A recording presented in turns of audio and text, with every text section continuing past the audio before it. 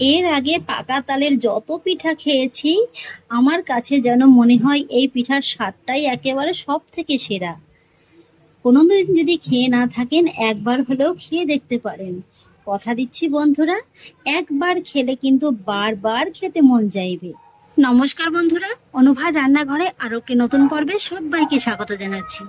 বন্ধুরা, আপনারা তো পাকা তালের অনেক রকম পিঠে রেসিপি খেয়েছেন, তো আজকে আমি যেভাবে তৈরি করে দেখাবো, এই রেসিপিটি একবার খেয়ে দেখুন, বারবারই কিন্তু খেতে মন চাইবে। আর এই রেসিপিটাকে আপনারা পিঠেও বলতে পারেন, আবার কিন্তু মিষ্টিও বলতে পারেন। তো সেই জন্য দেখুন বন্ধুরা, শুরুতেই গ্যাস ওভেনে আমি একটা কড়াই বসিয়ে দিয়েছি, আর তার মধ্যে নিয়ে নিয়েছি এরকম একটা মেজারমেন্ট কাপ মেপে 1 কাপ পাকা তালের পাল্প। যেহেতু তালের পাল্পটা একটু ঘন, তাই কিন্তু আমি এর মধ্যে অ্যাড করব 1/2 কাপ জল। এবার আমি তালের পাল্পটাকে এই যে জলের সঙ্গে খুব ভালোভাবে মিশিয়ে নেব, আর তারপরে তালের পাল্পের মধ্যে হালকা করে একটা বরফ তুলে নেব। বন্ধুরা, আমাদের এখানে কিন্তু ক্লাবে মাইক বাজছে, সেই মাইকের আওয়াজটা আপনারা পাচ্ছেন।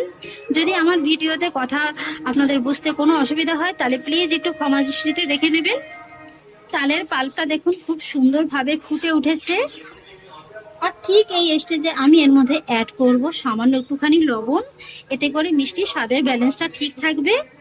আর একই সঙ্গে অ্যাড করব 1/4 কাপের মতো নারকেল কোড়া। এখানে নারকেলটাকে একটু মিহিভাবে কুড়িয়ে নেওয়ার চেষ্টা করবেন। এবার লবণ আর নারকেল কোড়াটাকে কিন্তু আমি তালের সঙ্গে একটু ভালোভাবে মিশিয়ে নেব। দেখুন বন্ধুরা, আমি নারকেল কোড়াটাকে কিন্তু তালের সঙ্গে খুব ভালোভাবে মিশিয়ে নিয়েছি। আর এবার গ্যাসের ফ্লেমটাকে একেবারে কমিয়ে দিয়ে আমি এর মধ্যে অ্যাড করব ওই কাপেরই 1 কাপ সুজি।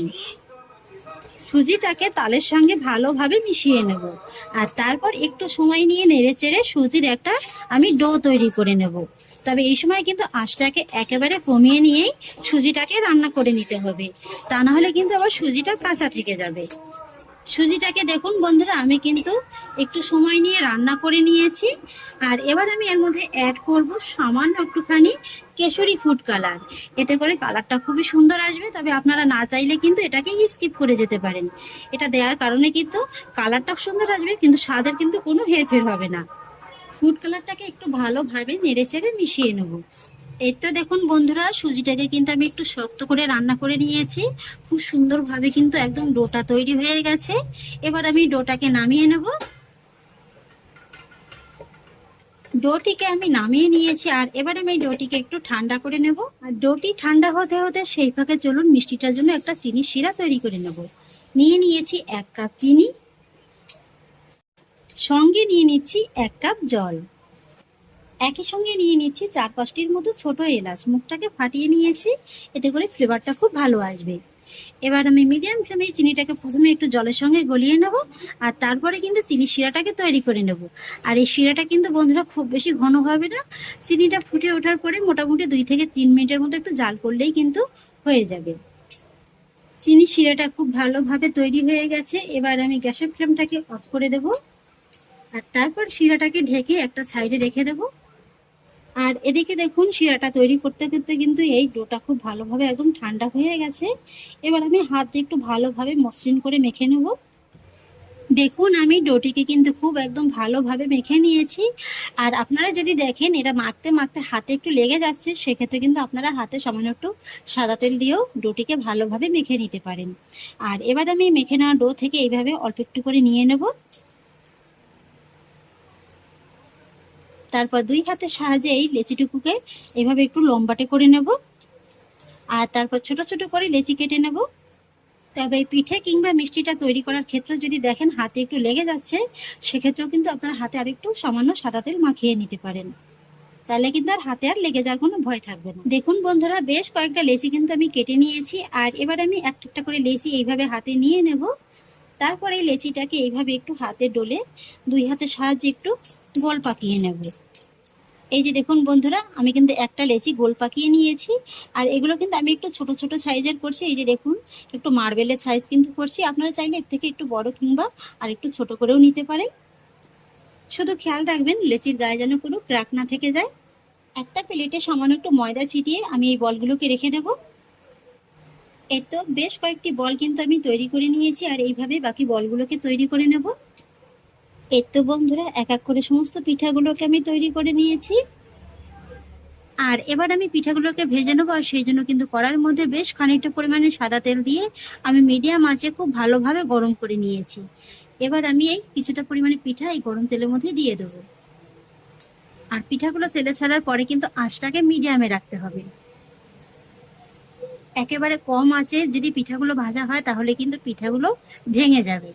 আর তেলে ছাড়ার কিছুক্ষণ বাদে এইভাবে একটু পিঠাগুলোর উপর থেকে তেলটাকে ছড়িয়ে দিতে হবে, আর হালকা করে পিঠাগুলোকে একটু নেড়ে চেড়ে দিতে হবে। আর এইভাবে কিছুক্ষণ নেড়ে চেড়ে পিঠাগুলোকে একটু ভালোভাবে ভেজে নিতে হবে। এই পিঠাগুলো ভাজতে কিন্তু খুব বেশি একটা সময় লাগে না। দেখুন বন্ধুরা, আমার পিঠাগুলো কিন্তু খুব সুন্দর করে ভেজে নেওয়া হয়ে গেছে। এর থেকে আর বেশি কিন্তু কালারটা আনবো না, এইভাবে কিন্তু একটু হালকা কালারই রাখবো। তেল থেকে তুলে একটা ছাঁকনির পরে এইভাবে রেখে দেবো। পিঠাগুলো দেখুন বন্ধুরা, দেখতে কতটা সুন্দর লাগছে। আর এই পিঠাগুলো বাড়িতে যখন ভাজা হবে না, খুব সুন্দর কিন্তু একটা তালের মিষ্টি গন্ধ বেরোবে। তেলটাকে এইভাবে একটু ভালোভাবে ঝরিয়ে নেব। একই রকম ভাবে আরো এক ব্যাচ পিঠা দিয়ে দেবো। এই ব্যাচটাও আমি খুব সুন্দর করে ভেজে নিয়েছি, তুলে নেব। আর এইভাবেই বাকি পিঠাগুলোকে সব ভেজে নেব। এর তো বন্ধুরা দেখুন, এক এক করে কিন্তু সমস্ত পিঠাগুলোকে আমি ভেজে নিয়েছি। আর এগুলো দেখুন এখনই দেখতে কতটা লোভনীয় লাগছে। আর এবার আমি ভেজে নেওয়া পিঠাগুলোকে চিনি শিরার মধ্যে দিয়ে দেবো। চিনি শিরাটা যদি ঠান্ডা হয়ে যায় তাহলে হালকা একটু গরম করে নেবেন। আর পিঠাগুলোও যেন একটু হালকা গরম থাকে সেইভাবে চিনি শিরার ভিতরে দিয়ে দেবেন। চিনি শিরার সঙ্গে পিঠাগুলোকে একটু ভালোভাবে নেড়ে চেড়ে মিশিয়ে নেব। বন্ধুরা, পাকা তালের তো আপনারা অনেক রকমের পিঠা খেয়েছেন, তো এইভাবে একবার পাকা তালের এই পিঠা কিংবা মিষ্টি রেসিপিটা খেয়ে দেখুন। বারবারই কিন্তু খেতে মন চাইবে। আর এটাকে আপনারা পিঠাও বলতে পারেন, আবার মিষ্টিও কিন্তু বলতে পারেন।